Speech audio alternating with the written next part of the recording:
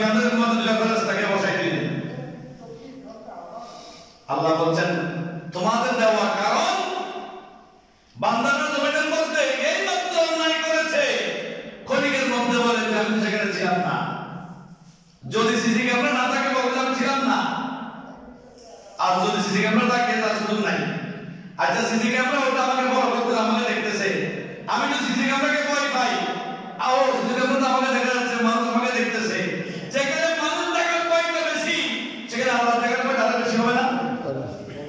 এখানে একটা কিন্তু কট আছে, এখানে একটা বিষয় আছে, খেয়াল রাখবেন। মানুষ যতটা হিংস্র, মানুষ যতটা নিষ্ঠুর, আমার আল্লাহ নিষ্ঠুর নয়। আমার আল্লাহ কি নাই? নিষ্ঠুর নাই। আল্লাহ যদি নিষ্ঠুর হইতেন আমাদের উপর তো অনেক আগে অনেক বড় বড় আযাব চলে আসতো। আল্লাহ বলছে না, বান্দাকে ফুরসত দিয়েছি, সুযোগ দিয়েছি, বান্দা ফিরে আসো। কোন দিকে যাচ্ছ তুমি? রাস্তা চেঞ্জ করো বান্দা, তোমার জন্য মাগফিরাত ওয়াকা করতেছে সুবহানাল্লাহ, তোমাকে মাফ করে দেওয়া হবে। কারণ আল্লাহর হাবিব সাল্লাল্লাহু আলাইহি সাল্লাম জমিন থেকে যখন তশরীফ দিচ্ছেন, উম্মতের দায়িত্ব রব্বুল ইজ্জতের প্রতি হাত তুলে দিয়েছেন সুবহানাল্লাহ। এজন্য আল্লাহ বলতেন ইয়া রাসূল, আয় হাবিব, জমিনের মধ্যে আপনার অনুপস্থিতিতে আপনার কোন উম্মতের ক্ষতি হবে না, চাওয়া যাবে সুবহানাল্লাহ। এজন্য আল্লাহ বলছেন সহিহ পথে থাকো, সহিহ পথ অনুসরণ করো।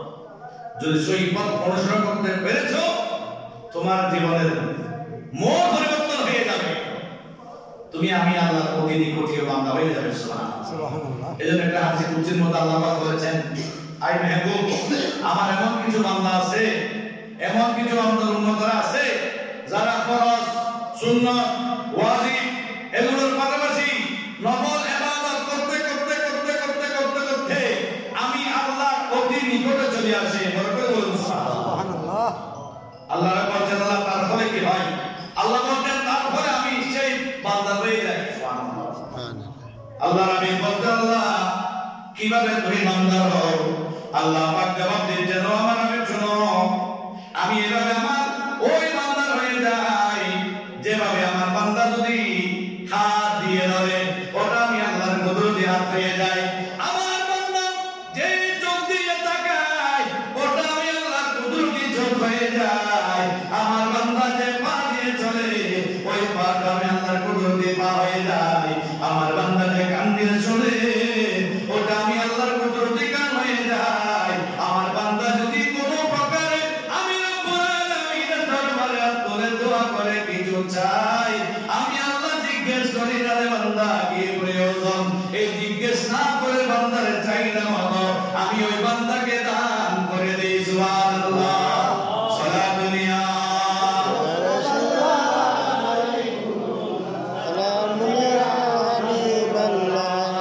ইয়া রাসূলুল্লাহ ইনজুর আলানা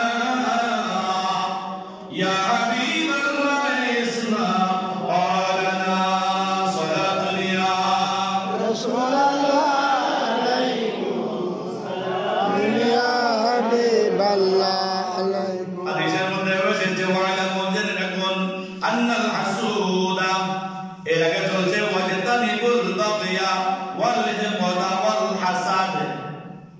আল্লাহ পাক রব্বুল আলামিন বান্দাদেরকে রাসূলের মাধ্যমে নির্দেশনা প্রদান করছেন, ওয়াজতানিবুল বাগিয়া, হে আমার উম্মতেরা তোমরা তোমাদের রাগকে ফেলে দাও, রাগ গোসাকে তোমরা কি করো? ছেড়ে দাও। রাগারাগি করবা না, রাগগুলো পানি করে ফেলো, রাগগুলো ছেড়ে দাও। ওয়াল হিকদা, মানুষের উপর জুলুম অত্যাচার বন্ধ করে দাও, মানুষের উপর জুলুম অত্যাচার করো না। ওয়াল হাসাদা, এবং মানুষকে তোমরা হিংসা বিদ্বেষ করিও না। উচ্চ আওয়াজে বলুন সুবহানাল্লাহ। আল্লাহ বলতে হিংসা করো না, রাগ গুসা করো না, এবং কারো উপর তুমি জুলুম করো না। কেন ওয়ালামু, জেনে রাখো, আন্নাল হাসুদা লা ইয়াসুদু ওয়া লা ইয়ানালু মিন হাসাদিহি, ওই হাসাদ যে ব্যক্তি হিংসা করে ওই হিংসার কারণে ওই ব্যক্তি যেখানে যাবে সেখানে লাঞ্ছিত হবে, তার নেতৃত্ব কেউ অংশগ্রহণ করবে না। উচ্চ আওয়াজে বলুন নাউযুবিল্লাহ।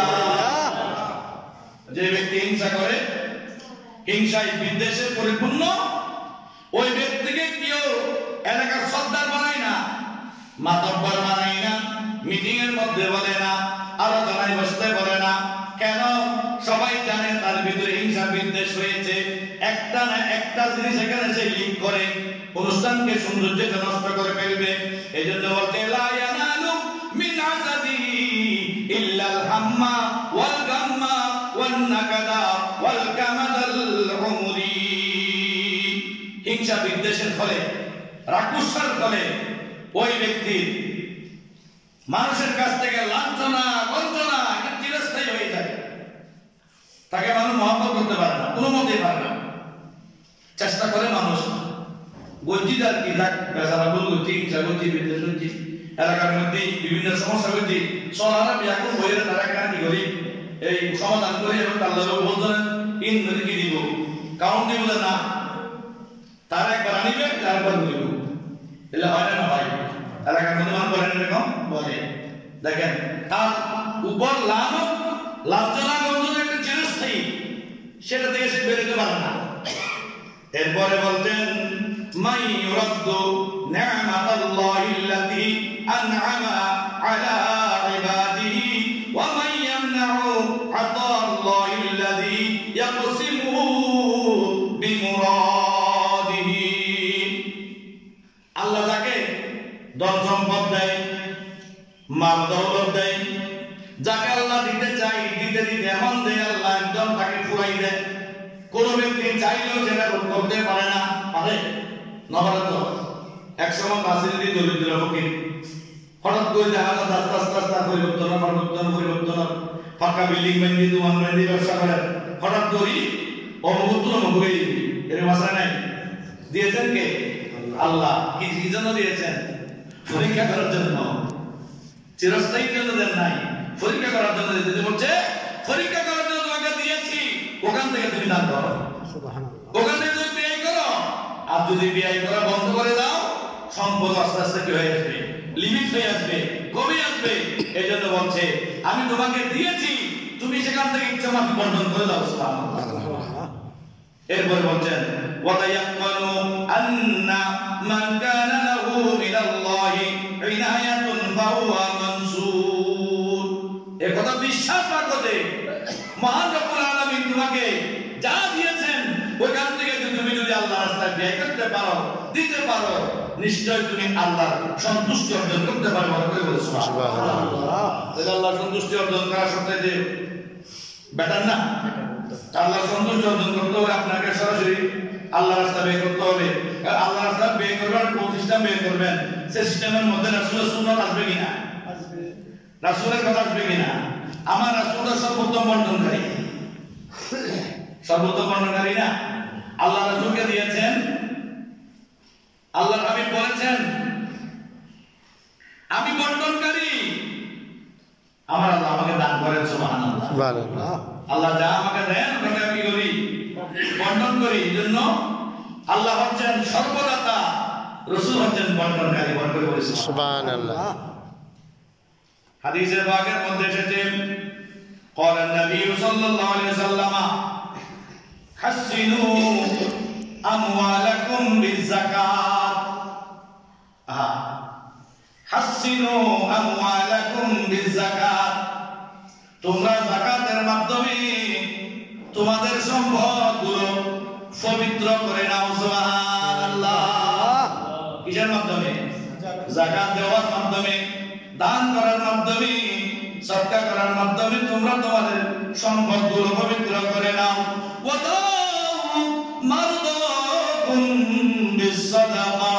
ও আমার উম্মতেরা শুনো, তোমরা তোমাদের পরিবারের মধ্যে, পাড়া-প্রতিবেশীর মধ্যে, এলাকার মধ্যে কোন ব্যক্তি যদি বিনা চিকিৎসায় মারা যাচ্ছে, কষ্ট পাচ্ছে, ওই ব্যক্তিকে তুমি সদকার মাধ্যমে ওই ব্যক্তির তুমি দাওয়ার ব্যবস্থা করো, সুস্থতার জন্য তুমি ডাক্তারের বন্দোবস্ত করে দাও। সুবহানাল্লাহ।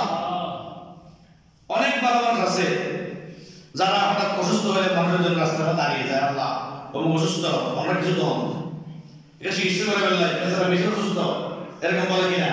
বলে। দেখেছি আমরা, এমন অবস্থায় আমরা ছিলাম, আমরা দেখেছি মৃত্যু করেছেন, মৃত্যুবরণ করেছেন, মৃত্যুবরণ করার পরে কাফনের কাপড় কেনার পয়সা পর্যন্ত নাই। সেই কাফনের কাপড় এলাকার থেকে মানুষ দিয়েছে, টাকা তুলেছে। কবর করার মানুষ নাই, টাকা তুলে মানুষ এনে কবর করেছে। এই সবগুলো হচ্ছে ভালো উত্তম কাজ। আল্লাহ হাবিব বলেছেন এবং বলছেন ওয়াস্তাগফিরুল বালা বিদুআই ওয়া তাদাররু। ওই আমার শুনো, কত রকমের বলা মুসিবত আল্লাহর কাছে অপেক্ষা করতেছে। আল্লাহ বান্দার দিকে দেখে আছেন। রাগ গুসা যখন আল্লাহ উঠে যাবে, আল্লাহ যখন রাগান্বিত হয়ে যাবেন, বান্দার উপরে যখন নারাজ হয়ে যাবেন, আল্লাহ এমন এমন বলা মুসিবত গুলো জমিনের মধ্যে দেয়, যে বলা মুসিবত গুলো রোধ করার ক্ষমতা মানুষের থাকে না। ওই বলা মুসিবত আসার পূর্বে তোমরা বেশি বেশি দোয়া করো, যাতে বলা মুসিবত গুলো প্রতিহত হয়ে যায়, চলে যায়। বড় করে বলে সুবহানাল্লাহ। ওয়া আনহু সাল্লাল্লাহু আলাইহি ওয়াসাল্লাম قال ما هلك مال في بر أو بحر إلا بمنع الزكاة। অনেক মানুষের সম্পদ ভর্তি গাড়ি, ট্রাক ভর্তি মাল অ্যাক্সিডেন্ট হয়ে নষ্ট হয়ে যায় কিনা? যায়, নষ্ট হয়ে যায়। এবং অনেক মানুষ সমুদ্রের মধ্যে বিশাল ভরা হঠাৎ করে পানির নিচে তলিয়ে যায়। তখন তারা আফসোস করে, আমার কতগুলো সম্পদ চলে গেল। আল্লাহ হাবিব বলছেন আফসোস করতেছো ঠিক আছে, তোমার সম্পদগুলো নষ্ট হওয়ার পিছনে তোমার হাত রয়েছে। বলে কিভাবে? তুমি এই সম্পদগুলোর উপযুক্ত যাকাত না দেওয়ার কারণে। যাকাত আসছে 10 লক্ষ টাকা, আপনি দিলেন 2 লক্ষ টাকা, হবে? যাকাত হিসাব, আপনাকে যাকাত দিতে হিসাব করে। স্বর্ণ চাঁদি আছে যা, যাকাতের হিসাব না। একদম খুব কড়াকড়ি করে যাকাত হিসাব করতে হবে। হিসাব করে আপনি যখন পরিপূর্ণ যখন যাকাত আদায় করবেন, দেখবেন আপনার যাকাতের কারণে সম্পদগুলো নষ্ট হওয়ার থেকে আল্লাহ রক্ষা করেন। বড় করে বলেন সুবহানাল্লাহ। আসলে আমরা মাহে রজব মাসে বেশি বেশি করে দান খয়রাত করি, যাকাত দেই, অসুস্থ ব্যক্তির সেবায় লিপ্ত হয়ে যাই। এবং মাহে শাবান আগমন হচ্ছে, চোখের পানি দিয়ে শাবান মাসে আমলগুলো আমরা কি করি? তরুতাজা করি।